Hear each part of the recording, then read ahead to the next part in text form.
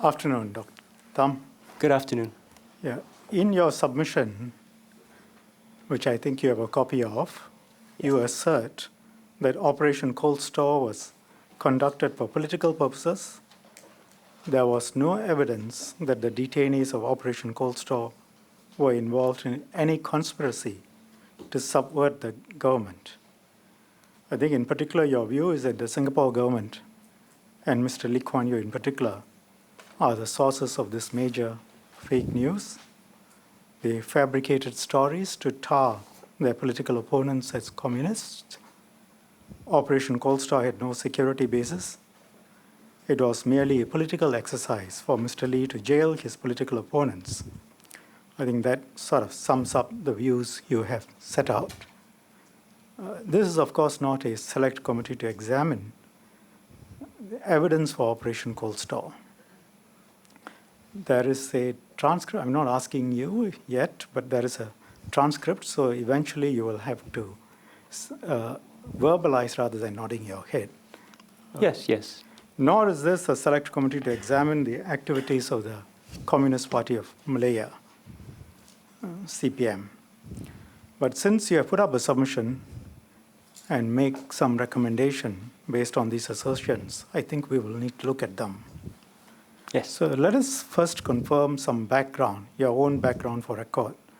Your submission states that you are a research fellow in history and coordinator of Project Southeast Asia at the University of Oxford. Yes. Are you still a research fellow in history? As of last year, I've actually switched to anthropology. But so you're a research fellow in anthropology? Yes, that's correct. I'm still a historian. Yeah. Yes, understand. Just so that we understand, is that a full-time position? It is a visiting professorship in anthropology. The coordinator post is the full-time position. Right. So do you hold any position in the Faculty of History or any other faculty at Oxford? Oh, no. Thank you. Yeah.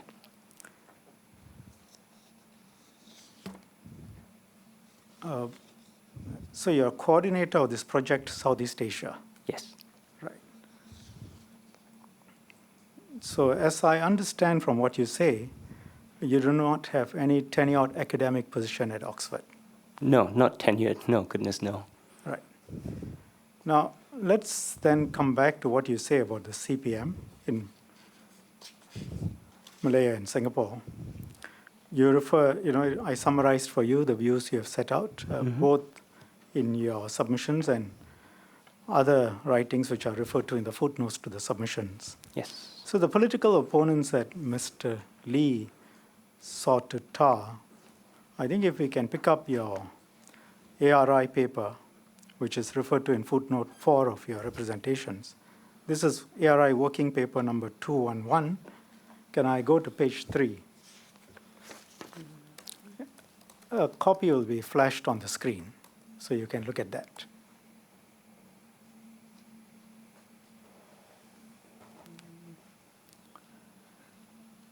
Page 3, the third paragraph.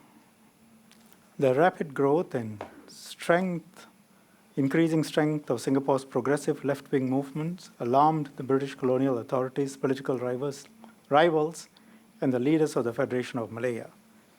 By 1961, the left wing had coalesced into the opposition Barisan Socialist Party and were on the verge of taking power in Singapore. Formerly part of the ruling PAP, they had been expelled or resigned from the party when it decisively moved away from the left-wing platform it had been elected on. The PAP still claimed to be a left-wing party. So to distinguish themselves, Barisan referred to their movement as the progressive left. You say that. Then in page 4, you say in the second paragraph, so first full paragraph, in order to overcome the Federation government's reluctance to take in Singapore, the British and Singapore governments marketed the Barisan as communist-controlled. And just to get a sort of a broader frame on the political opponents who were tarred as communists by Mr. Lee, I think we have to go to Mr. Lee's own speeches, which I think you referred to. first is the speech by Mr. Lee Kuan Yew, September 15, 1961. You know, it's reproduced on the battle for merger. I'll just show you the relevant passage. The most important interested party is the MCP. They do not want to see security in the hands of the central government. They are an illegal organization, and with security in the hands of an anti-communist central government, they fear they will be worse off. They are unable to make any official statements to the press or through other open channels of information. But they have proxies. They have sympathizers and secret party members in the lawful political parties, in the unions, cultural organizations, old boys associations, who make appropriate noises on their behalf. The communists, through their proxies, are therefore trying to cloud and confuse this merger issue in order that you may come to the wrong decision. Then we see a second speech, September 15, also reproduced on the battle for merger. For the foreseeable future, the communists have no chance of capturing power in the Federation of Singapore by force of arms. And you can cast your eye over the rest of what he says. But the new recruits have been found, and he refers to Chinese middle schools. And then a speech on September 18 also reproduces the battle for merger. Here he talks about how he acted as a lawyer on behalf of trade unions. And over the page, you can see that he refers to the ABL, Anti-British League. ABL relation to the MCP is like that of the volunteer force to the regular professional army. Then if you look at another speech, September 18, this is reproduced in the battle for merger. Here he refers to unions, and he says they are controlled by communists. And then if you look at the 9th of October 1961, original aim of the communists was to call for independent Singapore, and he talks about open front workers who are loudly talking of independence. And then Mr. Shanmugam, I'm Yes. aware of all this. This is in the historical record. I understand. Are you getting somewhere with this question? I will. Let's have some ground rules. Sure. We ask the questions. We refer you to such material as we think is relevant. You try not to interrupt when the question is being asked. And then you answer the question that is asked. Golly, no one gets to answer a question Thank you. and ask a question in Singapore, do Yes. they? Thank you. Have you been stopped from answering any questions in Singapore? No, I was just making a joke. Thank you. Thank you. I would ask that you avoid jokes here and treat the proceedings seriously. And if you do want to make a joke, try and have some truth to it. Oh, truth is Thank very you. important to me. Yes. We will see about that in a while. Yes, we will. Speech by Mr. Lee Kuan Yew on the 9th of October 1961, where he then refers to the Barisan Socialists as a main open front communist organization, and a few cadres planted in the Workers' Party, and penetration of Party Rakyat, and trying to penetrate the United People's Party. And then September 29, 1961, he refers again to the Barisan Socialists as a Communist United Front group, and that they are basically a front for the communists. So while I think one can't be comprehensive, trying to put a list to the people that you call the progressive left, based on what you say, who were falsely taught as communists by Mr. Lee, will include, I suppose, the Barisan Socialists, certainly, the ABL, a significant part of the trade unions, various elements in the Chinese middle schools, some cultural associations, some old boys associations. Would you agree? Yes. Thank you. And your position set out in the ARI paper, I think if we look at page 5, at the top, you say the historiography is clear on the lack of evidence of communism.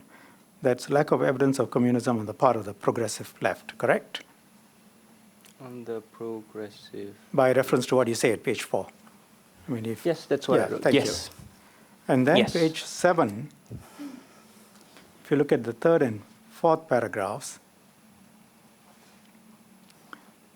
you can cast your eye over it. You talk about the anti-colonial movement, the working class, the reference to Singapore Factory and Shop Workers Union and other unions, the strikes in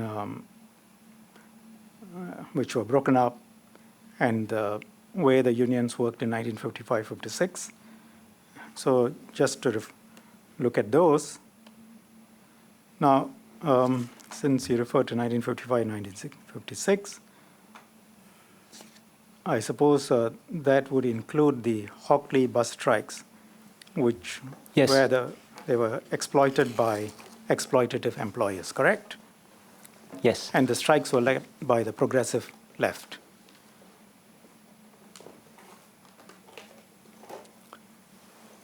You heard the question. Yes, I said yes. Thank you.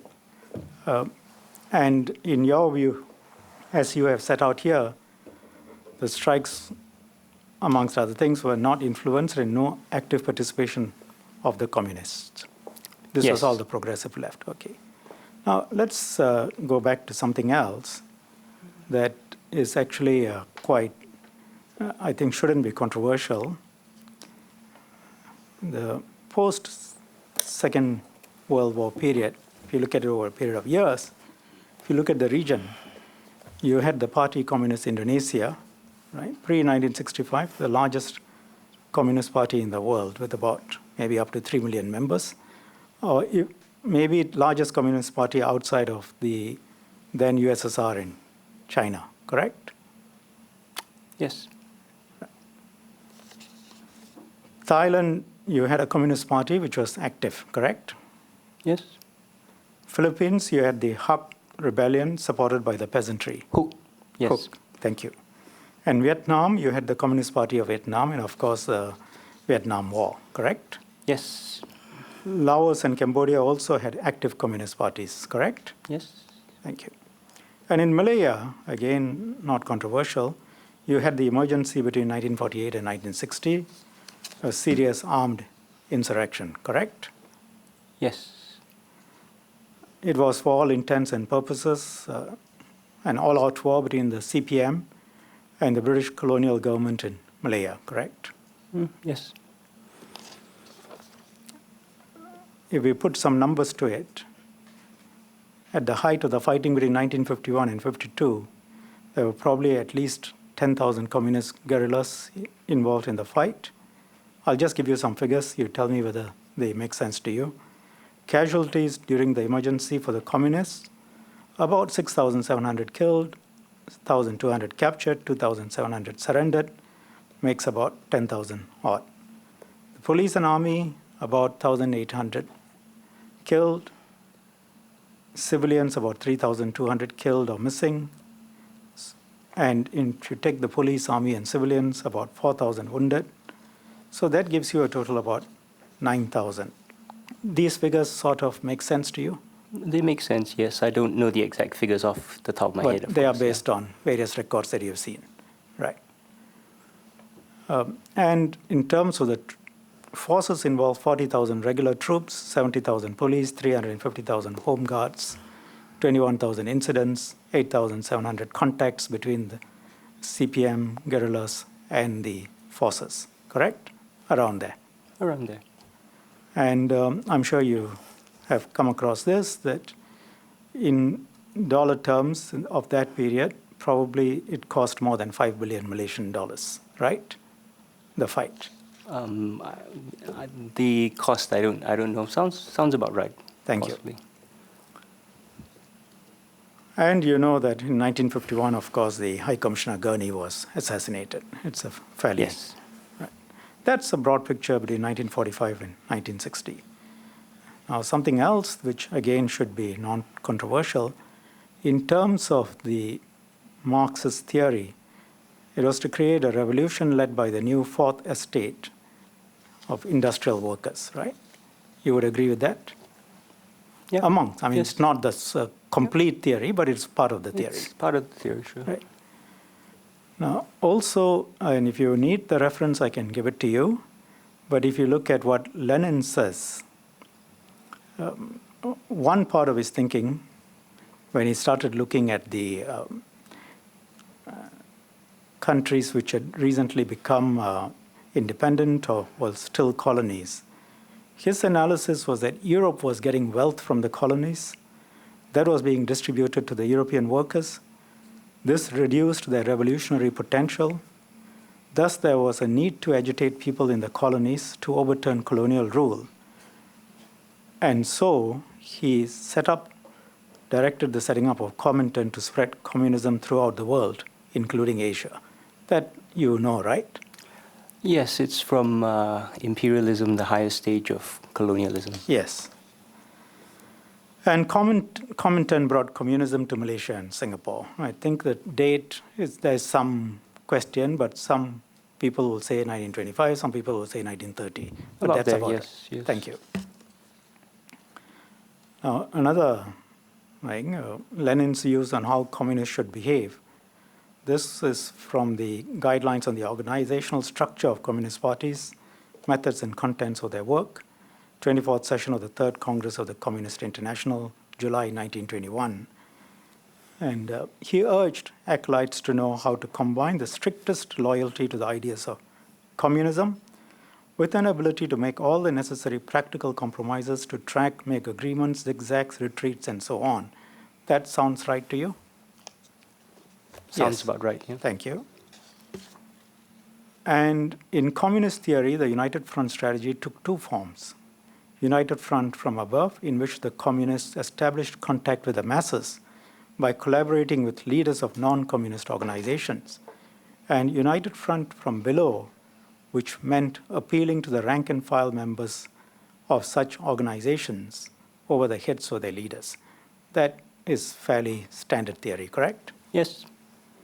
And significantly, Lenin added that communists must be able to agree to sacrifices, and I'm quoting, and even if need be, to resort to all sorts of stratagems, maneuvers, illegal methods, evasions, subterfuges in order to achieve their end, correct? Yes. So let's look at CPM's United Front strategy. The CPM's activities spanned the entire spectrum from armed rebellion and terrorist methods at one end to the use of legal entities like political parties and trade unions in constitutional struggle at the other. Would you agree with that? Yes. Now, let's look at what senior CPM cadres like Chun Ping and Fong have acknowledged. Basically, CPM's focus shifted back and forth along this spectrum depending on the external circumstances, correct? Yes. For example, as the armed rebellion in Peninsular Malaya waned in the early 1950s, the CPM shifted its focus to open front struggle. And this was a period when CPM cadres were active in the so-called middle road unions and political parties, including the PAP. Would you agree with that? What are the dates? Maybe you can tell me whether there was any period when CPM cadres were active in the so-called middle road unions and political parties, including the PAP. There is no evidence in the special branch files of influence by the MCP in the higher echelons of the middle road unions past, I'd say, past 1955. Okay. Or late 1954. Right. Let's, for accuracy, refer to CPM. I mean, you say MCP. I think we are referring to the same. Yes, CPM, sorry. Thank yes. you. Now, from the earliest times, Comintern has advised, and I quote, there can be no absolutely correct, immutable organizational form for communist parties. The conditions of the proletarian class struggle are subject to changes. In an unceasing process of transformation, the organization of the vanguard of the proletariat must also constantly seek appropriate forms corresponding to those changes. You know that, right? Yes. Thank you. And again, this is Douglas Hyde. Title of the book is Peaceful Assault. The United Front, this is not specific to CPM, this is general theory, is the means by which a small minority of communists can influence and use large masses of people and so come to power with the support of people who have no real sympathy for their aims and beliefs. Essence of the tactic consists in discovering popular slogans and genuine grievances around which joint activity may be developed, and then in due course using this activity to strengthen the Communist Party and to destroy its rivals. Really quite standard and trite. Agree? This is true for all political parties, not just the Communist Party. Right. Now, I'm not necessarily agreeing with you that it's true for all political parties, but let's at least agree that specific to Communist parties, you don't have a problem with this statement. Well, every Communist Party has its own local domestic context. Right. As a general rule, I suppose it is an effective means of political mobilization. Thank you. Now, let's look at CPM. You know that originally the initial operations centered on Singapore, and I refer you to page 57 of the book by Mr. Chun Ping. That would be well known to you, correct? Yes. Thank you. And in the 1930s, there were two town committees, one of which was in Singapore, correct? Page 58 of Chun Ping. In the 1930s? 30s, yes. Thank you. In 1934-35, police directed 400 plus raids against CPM. You are aware of that, correct? Yes, my work doesn't cover that period though. Yes. And if you look at page 59, about 226 suspected members were arrested. You won't dispute that. Well, the text says that. Like Right. I said, my work is primarily as I said, my work is post-World War II. Okay. So post-World War II, at the end of the war, Chun Ping says, 4,000 weapons were handed over to the British and 5,000 were hidden in the jungle. That you're aware of? I beg your pardon? 4,000 weapons were handed over to the British. 5,000 were hidden. Sorry, are you referring to the text? I'm referring to page 138 of Chun Ping. Okay. This is post-World War II, He correct? says that, yes. Yes. But your research shows that too? This is is north post-World of the War. Causeway. Again, my work is on Singapore. Thank you. Yeah. Now, January 1946, the General Labour Union, controlled by the CPM, organized a 2-day strike with 150,000 workers called out for the strike. You're aware of that? The Hartal, yes, that was to protest the Malayan Union proposals and Singapore's separation from the rest of Malaya. Thank you. The 20th October 1947, a general strike was called, which involved the Chinese Chamber of Commerce, Federation of Trade Unions, All Malayan Council of Joint Action, to protest against Constitution of Malayan Federation and Malayan Singapore. Union. Right. Yes, that's page 197 of Chun Ping. And he says the Communist Party of Malaya gave strong support to this. You are aware of that? Yes, yes. Thank you. Yes. And it brought commercial life in Singapore to a standstill. You're aware of that too. Yes. Likewise, it brought commercial life in many Malayan cities and towns to a standstill. You're aware of that too.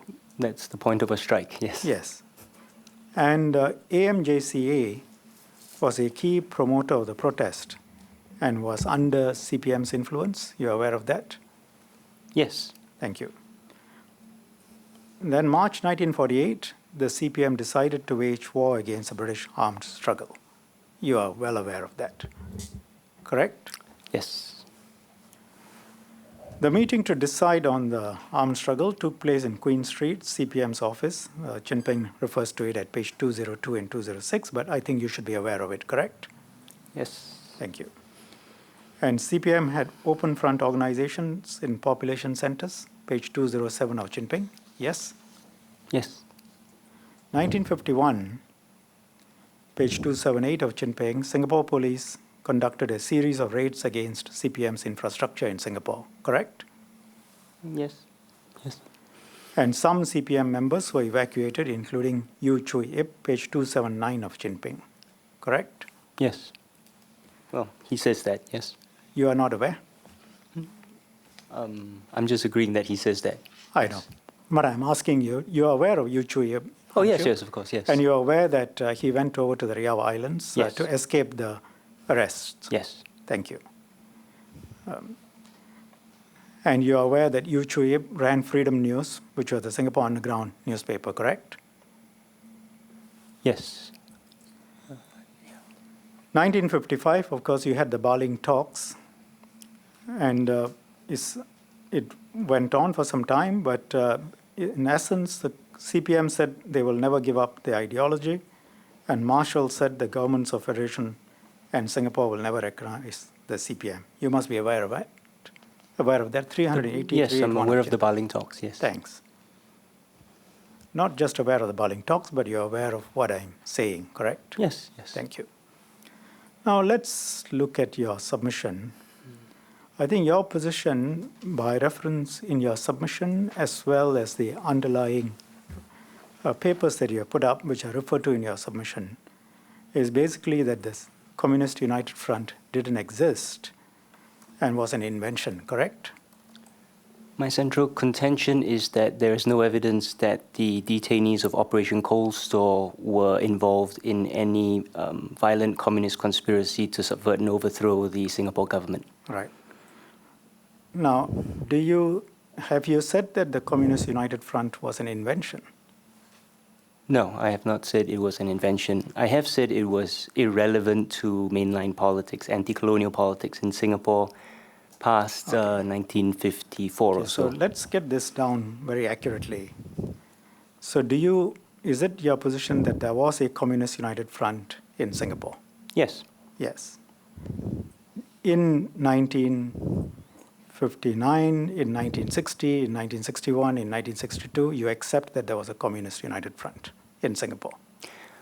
Well, that's a very interesting academic question. No, I'm asking a question. I would like an answer without comments on the question. There is no evidence in the special branch files for the existence of a Communist United Front in Singapore in the late 50s. Yeah. Let me be clear. You are a historian. Yes. Based on your assessment of the records, is it your position that there is evidence or there is no evidence, and we are not just referring to special branch files, is it your position that there is evidence or there is no evidence of a Communist United Front between 1957 and 1963?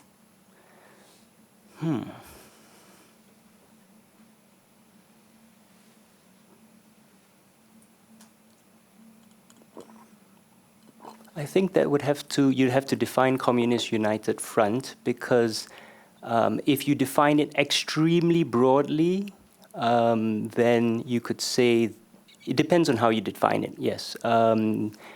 So in the sense that, was there an active conspiracy, an underground conspiracy led by the CPM in the late 50s? No. So were there people who believed in communism? Yes.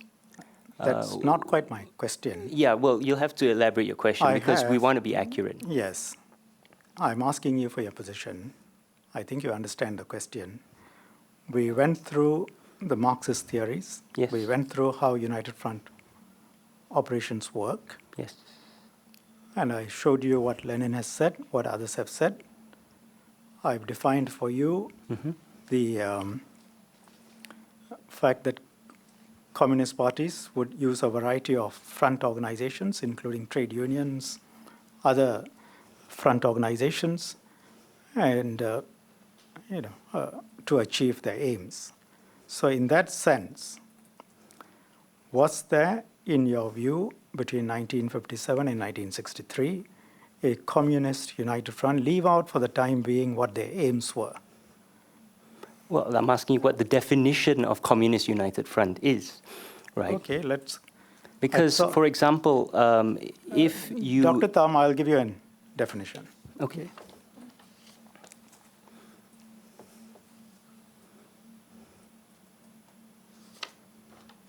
We will unfortunately have to go back to some of the theory we have both been learning on communism.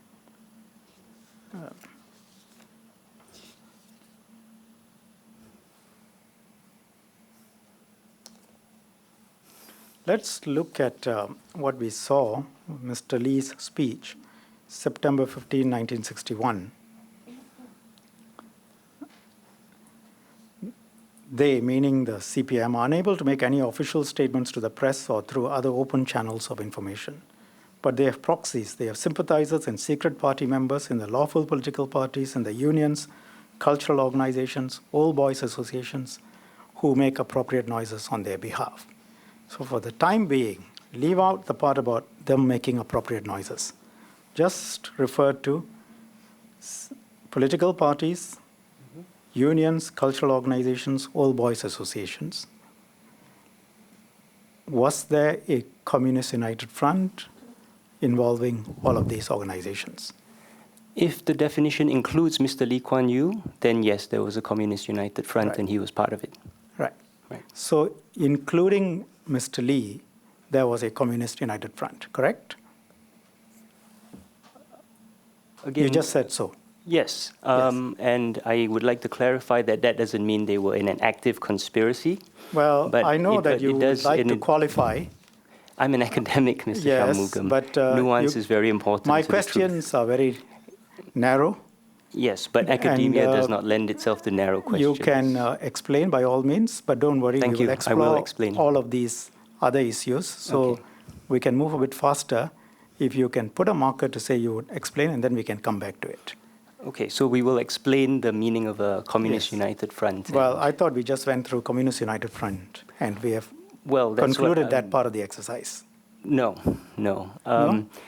You see, again, it really depends on the definition, and if the definition is broad enough that you include Mr. Lee Kuan Yew. I've just said yes, then assuming you yes. include Mr. Lee Kuan Yew. Yes. and the PAP. Will I get a chance to explain that definition that includes Mr. Lee Kuan Yew and why I defined it that way? Well, perhaps when we go through other questions, if you wish, you can come back to this, maybe not right now. Okay? Okay. Thank you.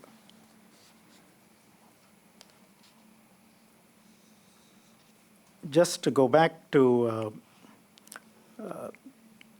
this point, September 15, 1961, Chinese middle schools, he refers to in his speeches. He refers to ABL. He refers to unions. All of these I read to you just now. Barisan Socialist, Partai Rakyat. Let's put the PAP in there and Mr. Lee Kuan Yew. All of this, you would agree, were part of the Communist United Front? That's impossible to say. There are no historical records regarding who is and isn't part of the Communist United Front. Now, let's just be clear. Yes. I'm asking you for your views. Yes. Is it your view that based on everything you have reviewed, you have no basis to say that the Barisan Socialist, the ABL, the trade unions, and the middle schools were part of the Communist United Front? I'm saying. I'm asking for a yes or no answer, and then you can explain. Sorry, then could you repeat the question? Yes. Is it your view that based on everything you have reviewed, you have no basis to say that the Barisan Socialists, the ABL, the trade unions, the middle schools. Wait, you can't lump all of those together. Some may be part, some may not be I'm part. lumping all of them together. Well, then I can't answer the question. Well, you can say no and explain. Okay. Right. And you have no basis for saying that they were all part of the Communist United Front. So I have no basis for saying that all these organizations are part of the Communist United Front. Thank you. Now, do you have any basis no, for saying that was a any of- question. I still don't understand your question. I have no basis for saying that the Barisan, the ABL, and the other organizations I think you understand the question, but let me No, try I don't. again. Yes, please.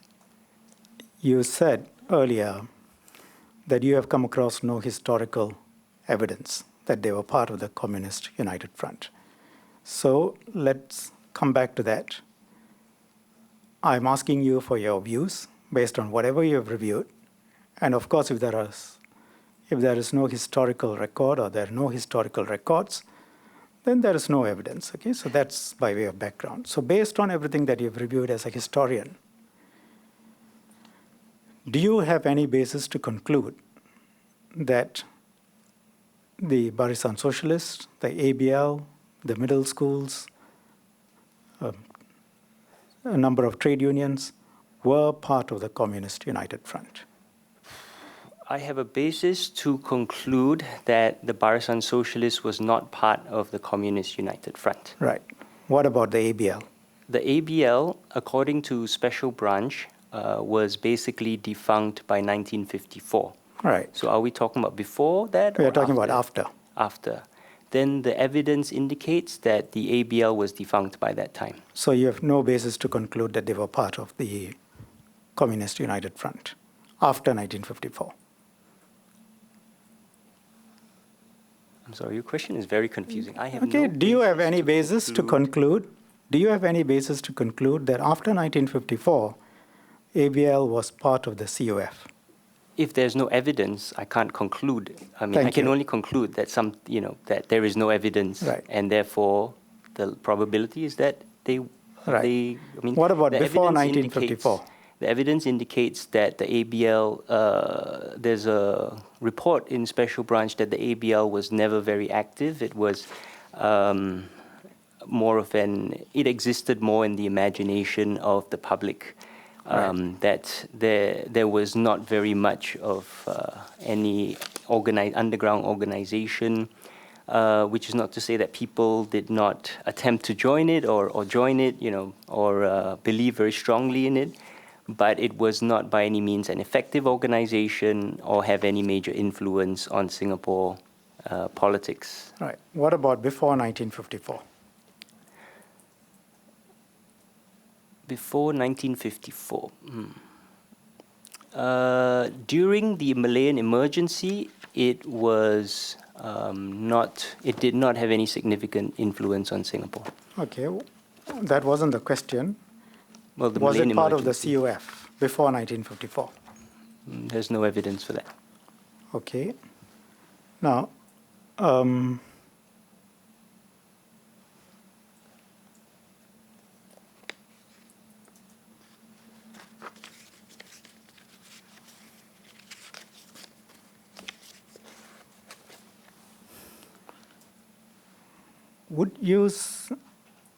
earlier on we talked about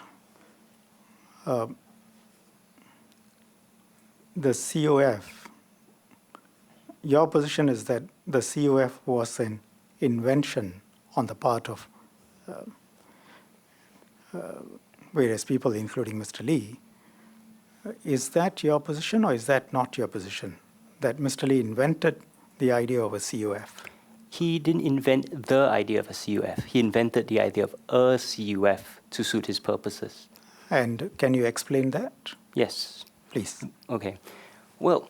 And please be brief. Okay. In 3-4 lines. This is years of historical research. 3-4 asking me to sentences. summarize. Yeah, I'm sure you will be able to. Okay, so there is no evidence in the Special Branch documents, or as you call it today, the Internal Security Department documents, that the detainees of Operation Cold Store were involved in any communist conspiracy to subvert and overthrow the government. Okay, so your position is that the detainees, it was his invention that the detainees were part of a Communist United Front. Of a communist conspiracy, which he labeled, among other things, a united front. Right, understand. Now,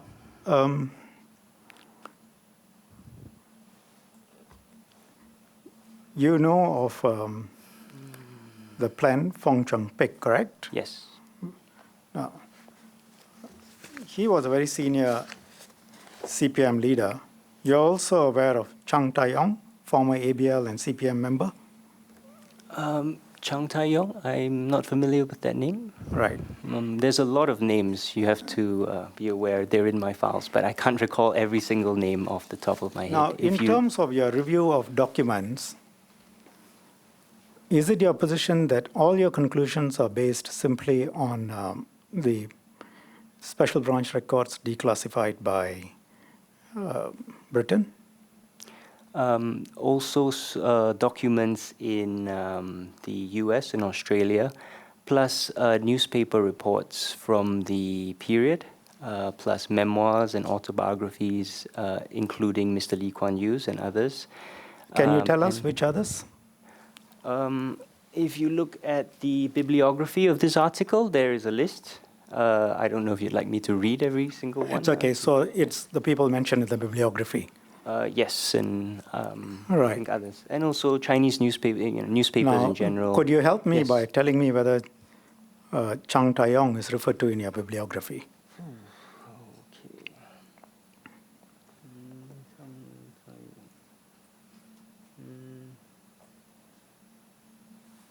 I don't see a Chang Tai-yong in this article. Right. Let me tell you who he is. He was a former ABL and CPM member. Okay? Yes. Now let's look at some documents.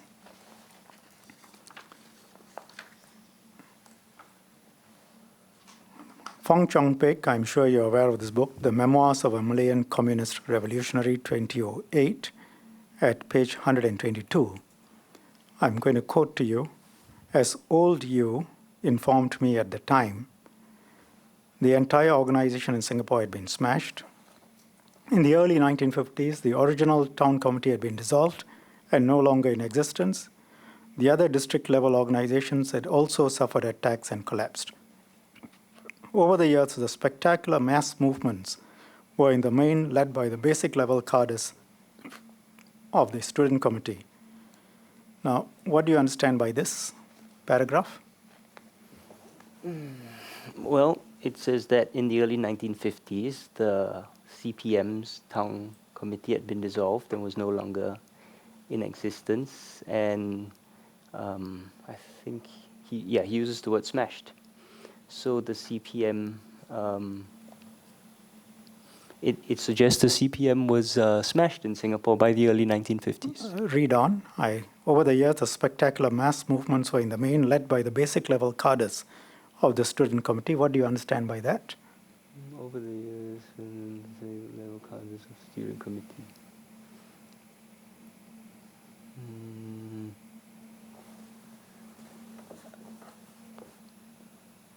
It's a fairly simple sentence. Yes. I'm processing. Please give me a Yes.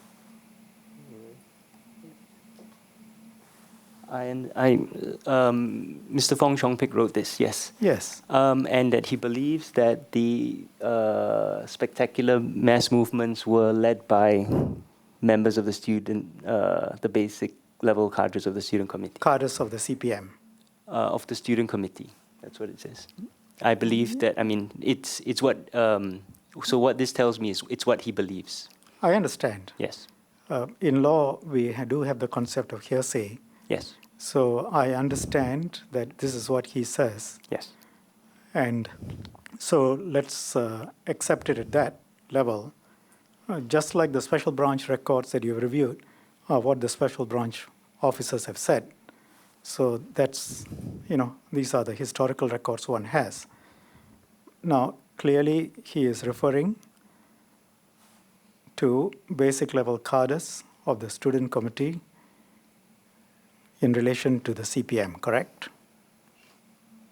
And if you disagree with that, please disagree. No, I assume he's referring to basic level cadres of the student committee. And Yes. not by reference to the CPM. Oh, You see, Ms. I'm not quite Dr. clear. So Thum. you're saying student committee of the CPM? Is that your Yes. question? Yeah. It's the student committee that he refers to is the student committee of Thank you. Yes. Let's now look at what Chang Tai-yong says. You don't seem to be aware of him.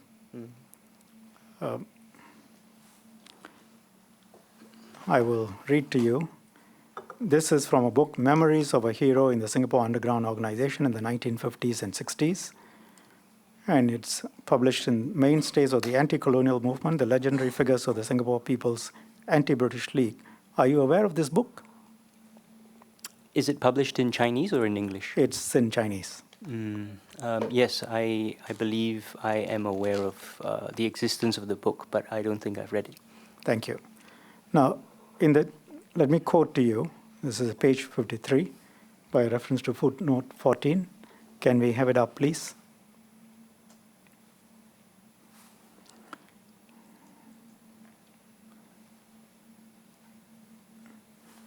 We have, the translation is by a certified translator, so you can take it that it's an accurate translation. We will go to the English version.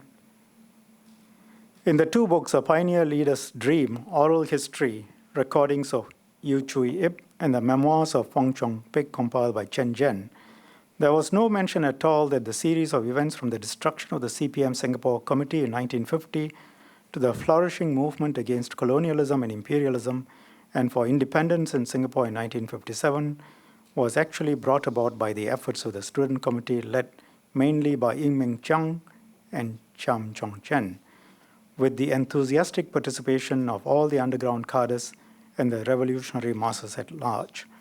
These events included the 13 May struggle against the national service by Chinese middle school students, the establishment of the Singapore Chinese Middle School Students' Union, the Hockley bus workers' strike, the anti-yellow culture movement, the publications of the various arts groups, the preparations to found the Nanyang University, the founding of the PAP with Lee Kuan Yew to carry out constitutional struggle. Now, I can ask you to tell me what you understand by these paragraphs, but I think it'll be far easier if we just summarized. Based on what Chun Tai says, and he is, as I told you, a former ABL and CPM member. Do we have proof that he's a former ABL and CPM member?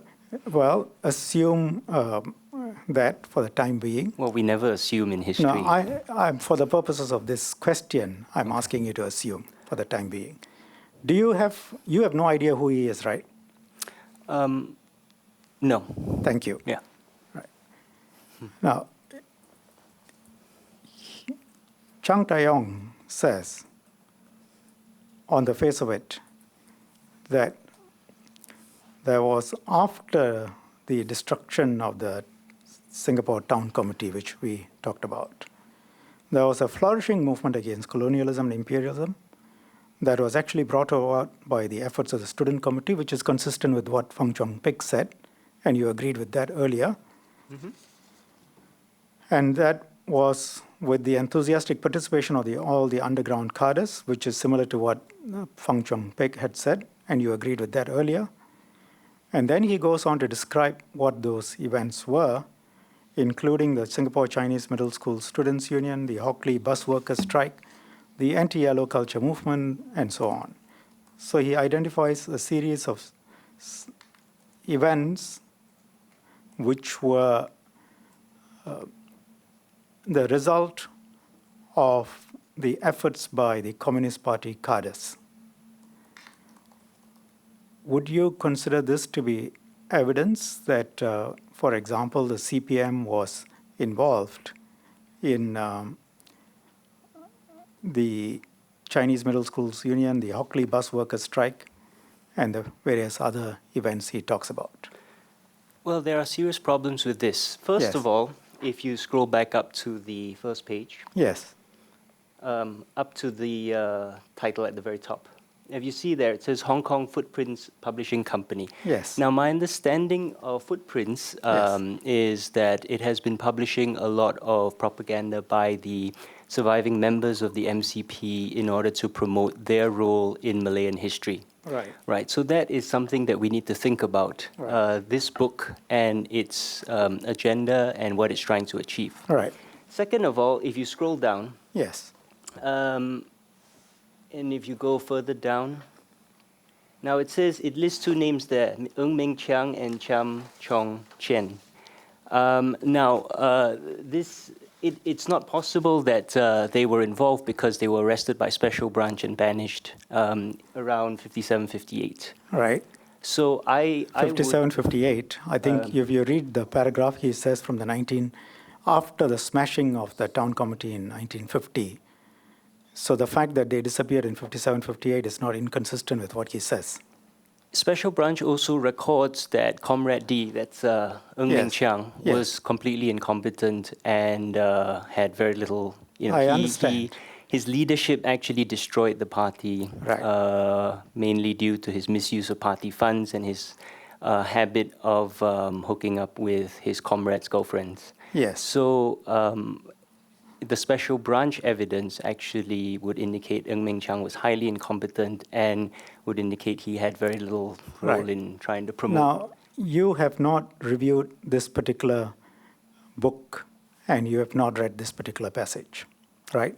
No, I'm reading it for the first time now, and Right. this is my Now, would you 5-second agree opinion. that your task as a historian commenting on this period should have involved reading relevant material, particularly if they are from Communist Party cadres who set out their version of what has happened? Oh, of course, and I will take a look at this Thank you. after this, yes. Thank you.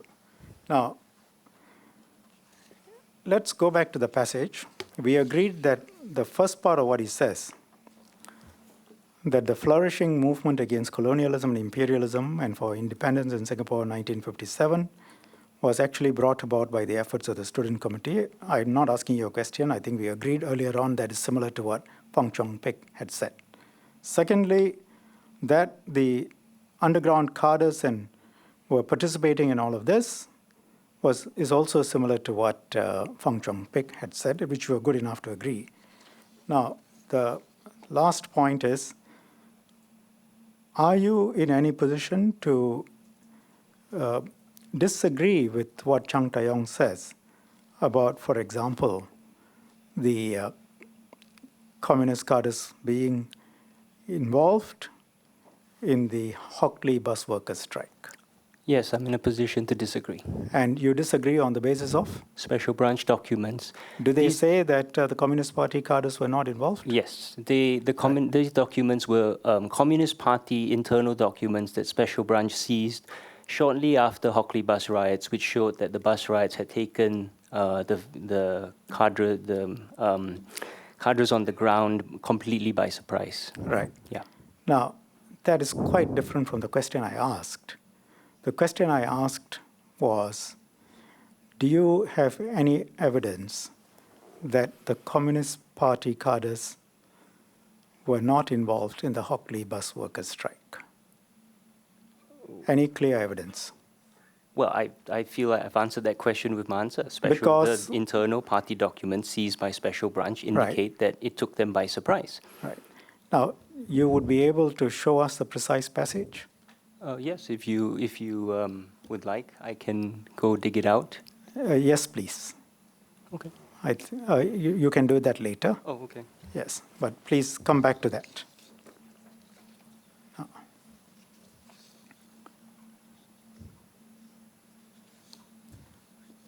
If what Chun Tai says is correct, that It's not. indeed, no, let me ask you by phrasing it. If what Chun Tai says is correct, then your evidence given much earlier today, in the beginning, that there is no involvement by Communist Party cadres in the Hockley bus workers' strike would be inaccurate. Agree?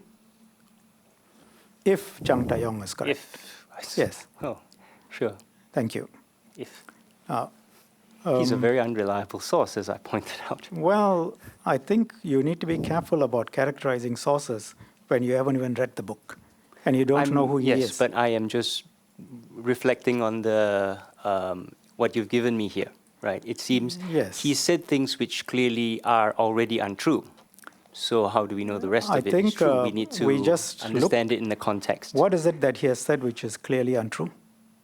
The leadership of Ming Chang, as I mentioned, Comrade D, the historical record shows he was highly incompetent. There is no way he could have led could you bring it back up, please? I can point it out again. Yes. And also the involvement of... so you disagree with him that Ming Chang, Comrade D's leadership could have brought about this? Yes, because he has the historical record shows that he was highly incompetent, and also the involvement in the May 30s. Let's just stop there. Let's go back to what Yu Chuyip says. Yu Chuyip describes the mass movements as being spectacular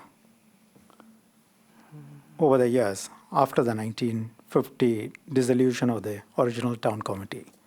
You and I agree that they were led for a period by Comrade D, particularly after Yu Chuib had to leave Singapore, which was by 1951.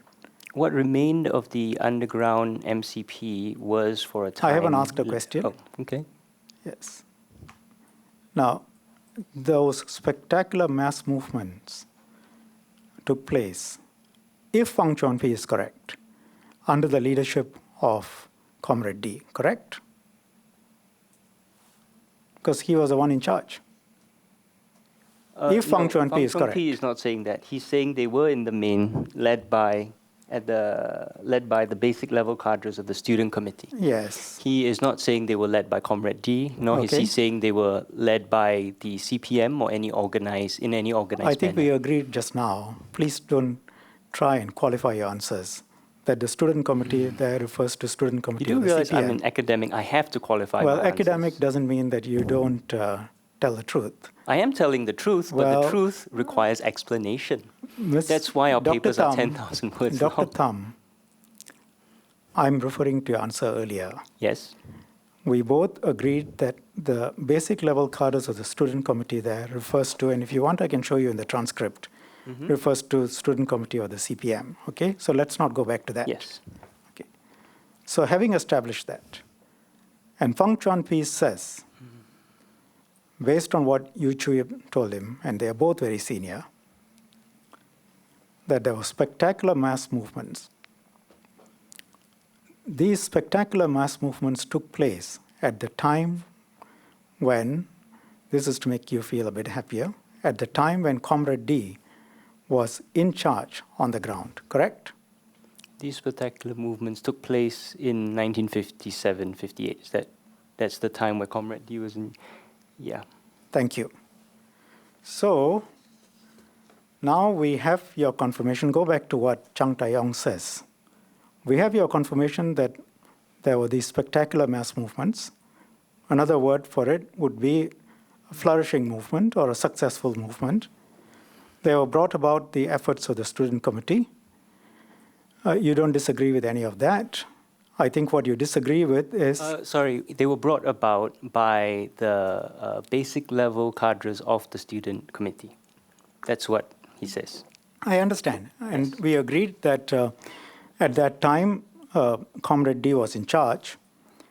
Now, what you disagree with is that Comrade D's leadership brought that about. That's what you disagree with, correct?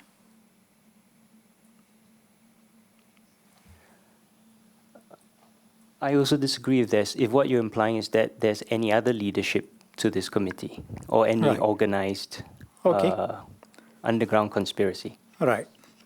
Now,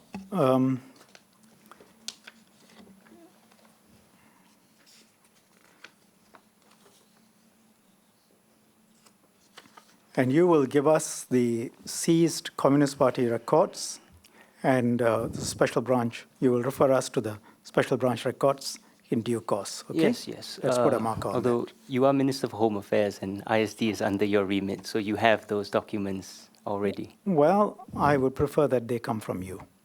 Oh, well, I'm very honored you trust me more than the Internal Security No, Department. it's not a question of trust. We are sitting here as a select committee, Right. and you say you have referred to these documents. I would like to get them from you Okay, and see what you have referred to. okay. Okay.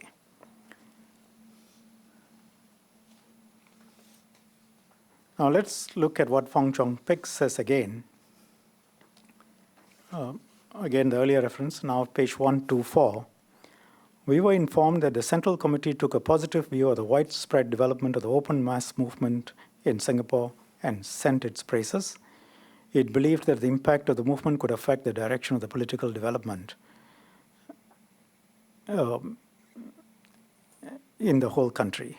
And then, again, struggle in Singapore should be regarded and conducted as an integral part of the armed struggle in Malaya.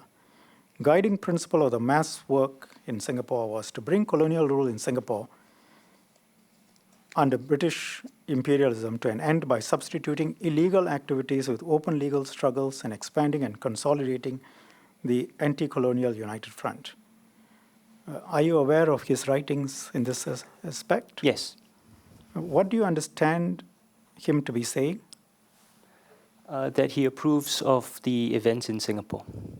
Well, can you be a little bit more explanatory as to read through what I've put out and explain to me what you understand by that? Oh, okay. Well, so it says we were informed that the Central Committee took a positive... I don't need you to read it out. You read it to yourself and explain to me in your words what you understand by it. Well, what I understand is that he and the Central Committee took a positive view, and that the struggle in Singapore was was important to the anti-colonial struggle throughout Malaya. Yes. And including the armed struggle in Malaya, correct? The anti-colonial struggle in Malaya. What do you understand by the reference to struggle in Singapore should be regarded and conducted as an integral part of the struggle in Malaya? Wouldn't you say that refers to the armed struggle? And if you disagree, please disagree. I disagree. It refers to the anti-colonial struggle, not the armed struggle. Anti-colonial struggle, yes, Dr. Thum, could take place in a number of ways. Yes. So we are not talking about the ends, we are talking about the means. At that time, the emergency was still on and there was an armed struggle going on. Not in Singapore. I'm quite happy for you to disagree. That just goes to our assessment of your credibility based on all the records. So this part, I think, is quite trite. Would you not agree? I put the question again, that when he refers to the struggle in Malaya, that is a reference to the armed struggle in Malaya. No, I disagree. Thank you. And what do you mean, what do you understand by the reference, the guiding principle of the mass work in Singapore under British imperialism in Singapore was to bring colonial rule in Singapore under British imperialism to an end by substituting illegal activities with open legal struggles and expanding and consolidating in the anti-colonial United Front. What do you understand by that? The line of the MCP at the time was that armed struggle was ultimately futile and that they should focus on legal activities.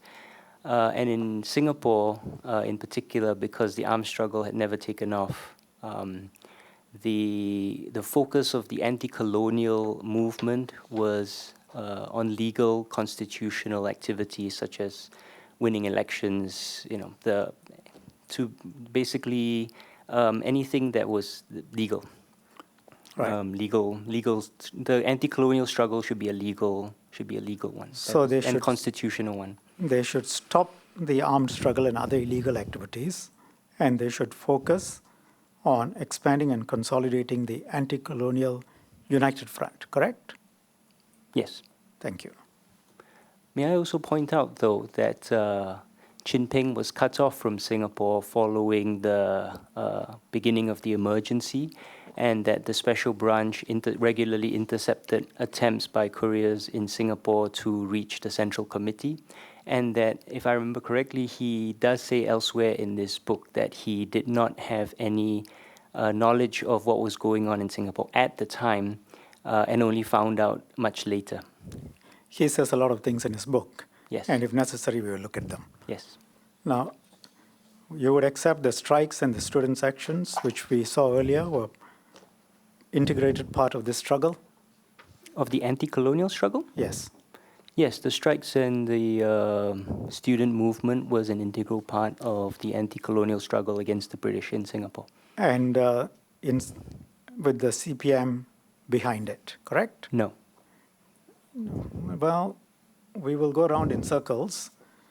You agreed with me that Fong Chong Pik statement showed that the mass movement was being managed by the student committee of the CPM. No, he did not say that. He said it was led in the main by low-level... If you want to bring it up again, I can show you what he said. I will tell you what he says. Okay. Actually brought about by the efforts of the student committee of the CPM. That's what you said. Can we bring it up again, please? Yes. And we can deal with this point Where as am I- many times as you like where am I? until we get to. Are you showing a lot of documents? Which one are we talking about now?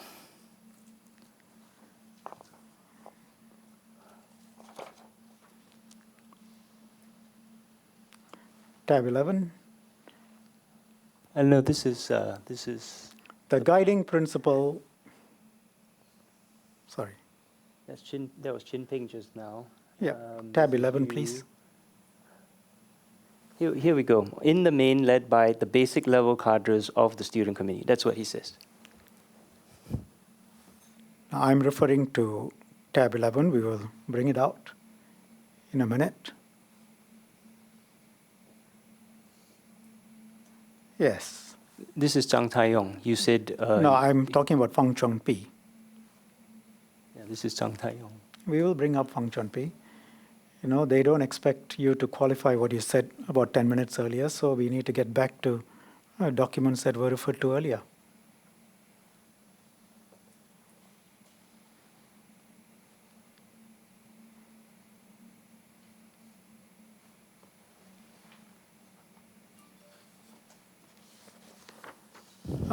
Page 122, sorry, tab 10A. My mistake, I apologize. Yeah. As old you, yes, you were right. Okay, as old you, Chui informed me at the time, the entire organization in Singapore had been smashed. And then you scroll down to the bottom of the paragraph. Yes, basic level, led by the cadres of basic the- level cadres of the student committee, which he says had almost all been wiped out. And he also says he was the only remaining cadre of the office I asked you, and underground activity in Singapore. let's go to the, I asked you earlier, and if you want to disagree with what you said to me earlier, please do. I said the student committee there is a reference to student committee or the CPM. Are you now reciling from that evidence? No. Thank you. Then that's enough. Because that was your evidence. And if you want to recile, I would like you to put that on the record and explain why you are reciling. But if you're not reciling, I'm we saying can move on. you didn't seem to understand my answer, right? I feel as if you're putting words in my mouth. And I No. would like to clarify. I asked, May I have the opportunity to clarify then? just give me a minute, let me tell you what I asked. Over the years, the spectacular mass movements were in the main led by the basic level cadres of the student committee. I asked you that refers to the student committee or the CPM, and you were good enough to say yes. Yes, it refers to the student committee of Thank the you. CPM. That is all that I need. Okay. Now, let's move This on. does not imply any conspiracy led by the student I know committee. you are very quick to want to qualify that. Whether you are telling it as it is, whether it is accurate, we will discuss I'm later. sorry, are you saying I'm not representing the truth as I see it? I'll tell you exactly what I'm saying. I'm telling you that whether that is accurate, what you've just said, we will come to later. But for the time being, we just need to pin down Right. the basic facts. So you do accept I am telling you the truth as I believe it? Well, I'm in no position to accept that right now because this is an inquiry. We're asking you questions. We will take a view on the evidence that you have given by reference to the documents eventually. Okay. Now, so having given that answer, let's go to Feng Chong Pi's quote at tab 11A.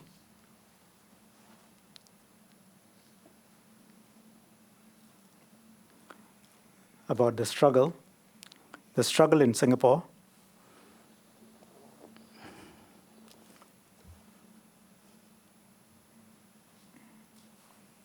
The struggle in Singapore should be regarded and conducted as an integral part of the struggle in Malaya. I think you said you don't agree that that refers to armed struggle in Malaya. Then we were in the next sentence. The guiding principle of the mass work in Singapore was to bring colonial rule in Singapore under the British imperialism to an end by substituting illegal activities with open legal struggles and expanding and consolidating the anti-colonial United Front. It's from the same, pretty much the same passage as we were looking at earlier, obviously he is referring to the open legal struggles to be conducted and managed by the CPM. Agree or disagree? To be conducted and managed by the CPM. Yes. They attempted to do that, I agree. Thank you.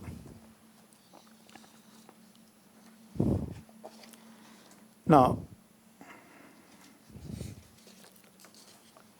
you were aware of Feng Chuanpi's writings, correct, prior to today? Yes. And you have read all of this? Yes. Thank you. Do you refer to these specific passages anywhere in your writings? In my thesis? In your yes. thesis, but in your published writings here, in ARI or in your conclusions? Let me see here.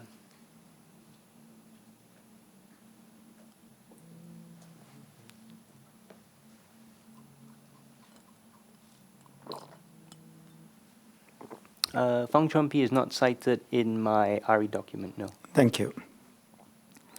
Now, by 1958,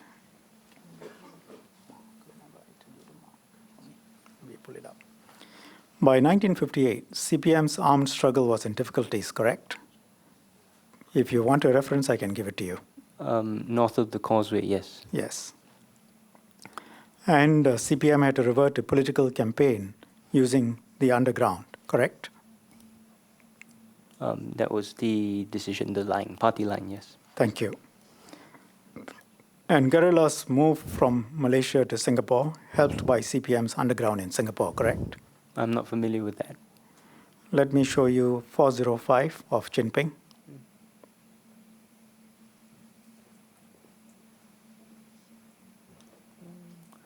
So you are not aware of this, correct? That's what you just told us. You can, I'm just refreshing your memory, but anyway, we'll take your answer as no, you're not aware, and move on. Now, what Chin Ping says is they were to reintegrate back to mainstream societies in Malaya and Singapore. These guerrillas considered reliable and capable enough to work on underground rules. But since you're not aware, I'm just showing it to you and moving on. Okay, I accept that that's what he wrote. No, you accept that's what he wrote, but A, you haven't looked at this before, and B, you are not aware of this. I mean, based on your earlier answer. answer. I've looked at it before. You know, I can't remember every single thing that every single person writes. Right. This is the Secretary General of the Communist Party of Malaya, who had no awareness of what was going on in Singapore. This is the Secretary General of the Communist Party of Malaya, who writes about what he knows about Malaya and Singapore. Yes. I asked you whether you are aware of guerrillas, Communist Party guerrillas moving in from Malaysia to Singapore. Your answer was you are not aware of that. Is that an accurate answer, or do you want to change it? You know, that's an accurate answer. Thank you. Thank you for refreshing my memory about the guerrillas. Right. You have any reason to disbelieve what Chin Ping has written? No. Thank you. I do have.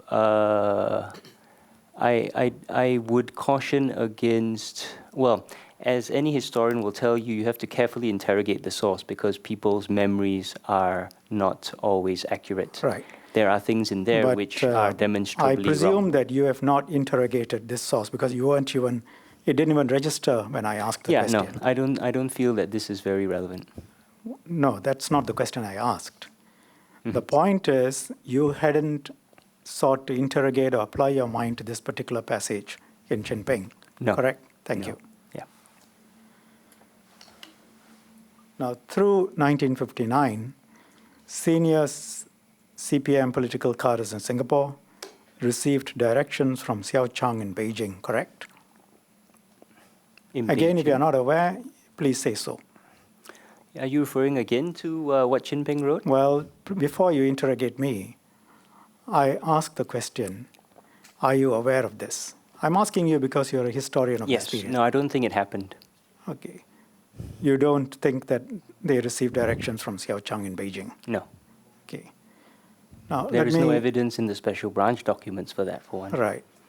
Let me show you page 408 of Chin Ping.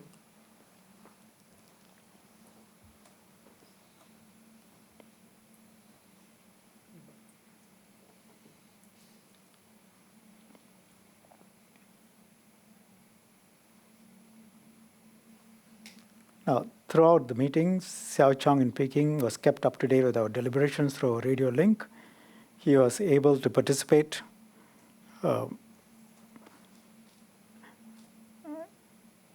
Yeah, there's no mention of Singapore in that passage. Let me tell you that there is such a passage, and I will refer to it. I think that I've got the page number wrong, but when I find it, I'll give it to you. Okay, thank you. Right. Now, let's now look at page 409. Okay, sorry, there it is. As CPM Central Committee grappled with the problem of phasing out its army through 1959, we were forced to leave our senior political cadres in both Malaya and Singapore very much to their own devices. What little party direction they received came from Xiao Chang in Peking, who was able to maintain an effective, albeit slow, message dispatching and receiving system. Now, stopping there, Yes. again, you did not put much attention to this and you have not interrogated this source, correct? There is no evidence that communist or any cadres in Singapore, as might have existed, were receiving direction from Beijing, from Xiao Chang. No evidence apart from what the Secretary General of the CPM says, correct? Yes. Thank you. And at page 409, let's go through this quite carefully.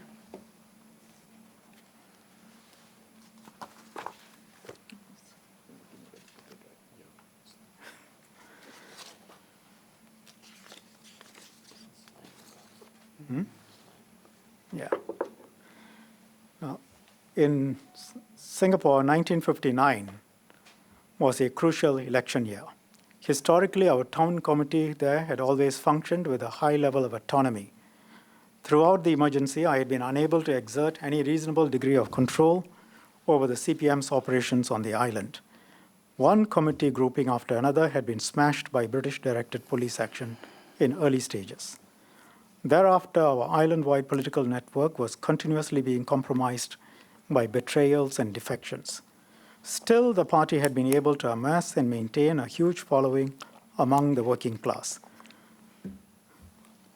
Historians and self-appointed political pundits have frequently claimed that we in the Central Committee were dismissive of the Singapore Town Council and regarded them as a bogus operation. Such claims are groundless. From our Sadao headquarters, we naturally observed the run-up to the Singapore polls in May 1959 with considerable interest. We had concurred with our town committee on the island that the CPM should solidly throw its support behind lawyer Lee Kuan Yew and his PAP. A leading PAP election agent who worked closely with Lee was our man. He was a card-carrying member and reported regularly to his town committee. I'm sure Lee didn't realize the electoral agent was a hardcore communist at the time. He certainly knew the man had close and useful communist contacts. I always felt that Lee's attitude towards our underground activists in his camp was purely pragmatic. The young PAP leader would use him as much as he could and use his contacts with the devil. We regarded the arrangement in very much the same light. I cannot, with any degree of accuracy, place a public figure on the numbers of people we controlled among the Singapore voting public in 1959. But I can certainly say that most of the island's workers sympathized with the left-wing trade unions, and members of these unions well appreciated they were under the control of the CPM. Would you agree with these statements? They do contradict each other. Right. So which parts do you disagree? Well, I'm not sure what to agree. If you scroll back to the top. Yes. Go through and tell me which part you disagree with. So it says he was unable to exert any reasonable degree of control, right? And that the island-wide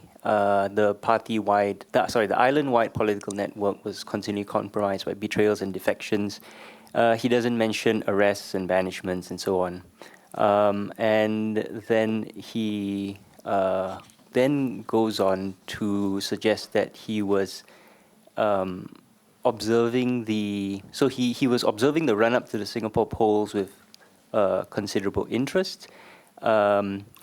And So the suggestion that if you're saying that he had a hand in what was going on in Singapore at the time, it's quite clear that he Dr. hasn't. Dr. Thum. But on the other hand, Dr. if Thum, you're please saying stop that there. Please stop there. My question, just in case you didn't hear it, is this. I read to you from the top and I stopped at up to the point when I can certainly say that most of the island's workers sympathized with the left-wing trade unions, and members of these unions well appreciated they were under the control of the CPM. I stopped there.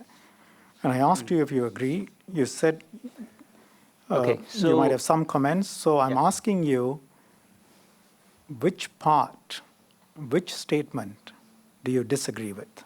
If there is anything that you disagree with, please tell us. yeah, scroll down. So I think So I'm not the first asking you two for a general paragraphs commentary, yeah.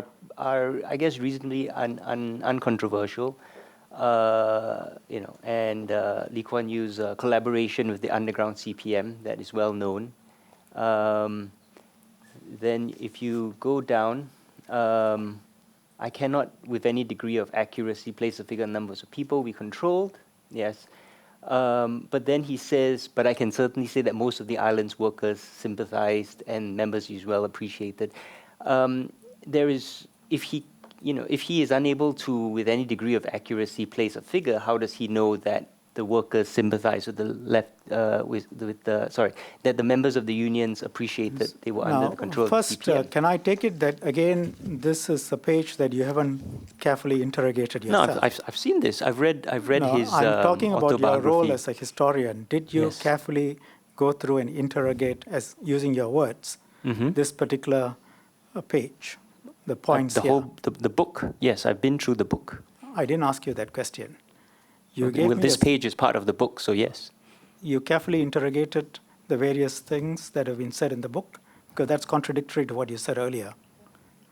Well, if I don't remember specific passages from the book, it doesn't mean that I didn't read the book. I and didn't say that. My thesis was please, in Dr. Thum, 2007. please. Let's be quite precise here. Yes, let's be very precise. I'm not suggesting to you that you didn't read the book, so please don't tell me that. Okay. We've gone through various passages. Some of them didn't strike a bell, or the facts stated there didn't strike a bell, and you were good enough to agree that you didn't pay much attention to them and you didn't, quote unquote, interrogate them. So I'm asking you, this page, the facts stated here, what the Secretary General of the CPM says, did you carefully look at it and analyze it and come to a view, or you also pretty much disregarded it? Now, given that this page No, please, specifically I mentioned, want an yes, I answer. looked at this page and I definitely took it into account. Right. Now, is this the facts stated here? Do they appear anywhere in the submission and the references in the submission and your ARI paper? My submission says that there is no evidence that Now, the I've asked you a detainees simple of question. Operation Cold Store were involved in any communist conspiracy to Dr. overthrow Thum, the government. please listen to the question and answer the question that is asked. I just answered the question. No, Could you the did not. witness please respond directly to the questions? Okay. Well, he asked me what is in my submission. No, I right? didn't ask you what's in your I submission. just gave you what's in my I submission. will tell It you again what I excludes asked. this. Your Yes. submission refers, for example, to the ARI paper. ARI paper, in turn, has a bibliography. Yes. I'm asking you whether the ARI paper or anything else that you have published refers Or to, anything else that I believe other I than have- your thesis, other than your PhD thesis, anything Right. else that you have published, does it refer to the Chun Ping's views on these points? I will need to check. What But you else can I check have. the ARI paper straight away. Well, the ARI paper, I don't believe refers to Chin Ping. Right, I'm pretty sure my thesis refers to Chin Ping Right. and to Fong Chuanpi and Yu Choi Yip. right. Now, let's come back. You agree with the first, second paragraphs. The last paragraph, which I stopped at, your point is, looking at it, you are now telling me it sounds odd because and contradictory because if he doesn't know the public figure on the numbers of people we control among the Singapore voting public, how can he then know that most of the island's workers sympathized with the left-wing trade unions? Now, you are a... No. That's not why I disagree with. I Yes. disagree that that he believes, that he can say that members of these unions well appreciate that they were under the control of the CPM. The fact that most of the island's workers sympathize with the left-wing trade unions is well known. Yes. That's not controversial. It's So- the next line. And how is Right. that contradictory to the earlier sentence? Well, if he doesn't know what was going on in Singapore, and at the top He doesn't says say he was- that. He doesn't say that. He He's- says, I cannot, with any degree of accuracy, place a public figure on the numbers of people we controlled among the voting public. How is that contradictory to his statement that members of these unions appreciated they were under the control of the CPM? He's talking about two different In addition things. to this page, we have plenty of evidence from Special Branch that he did not have. Mr. Dr. Thum, please answer the question that I've asked. Well, you're asking me how do we know that he... No, does that not- wasn't the question. Okay. You said you disagree because, and I notice you're very quick to try and change your answer. So please, you said that you cannot, he says he cannot with any degree of accuracy place a public figure on the numbers of people we controlled among the Singapore voting public. And that contradicts his statement that members of these unions well appreciated they were under the control of the CPM. Can I suggest to you that there is no contradiction between those two statements? You can suggest that. I wouldn't agree with it. Okay, so in your view, there is a contradiction. Yes. Explain the contradiction. Well, he does not know what's going on in Singapore. No, so- he doesn't say that. He says, I do not know a precise number. I cannot with any degree of accuracy place a public figure on the numbers of people we controlled among the voting Can public. I clarify, am I only supposed to answer that question with reference to this one paragraph? Yes, first. Well, then the question cannot be answered. We Well, don't the base quest- our arguments on one single page. The question is based now on exploring why you say there is a contradiction. If you are happy to agree that there is no contradiction, then we can move on to the broader points. No, I'm saying I can't answer that question without reference to a wider set of documents Let and me tell you sources. why, because I'm not asking you a wider question. No, you're I'm asking going- me a specific question, and I'm telling you, in order to answer that question, Let me I need finish, to make reference. Dr. Thum. I think we agreed on the ground rules. Yes, Mr. Shanmugam. Thank you. We are focusing on your answer that you saw a contradiction between those two sentences. I'm not talking about the wider context yet. Would you be good enough to agree, and anybody who reads English can see this, there is no contradiction on the face of it between those two sentences? Then we can talk about the wider construct.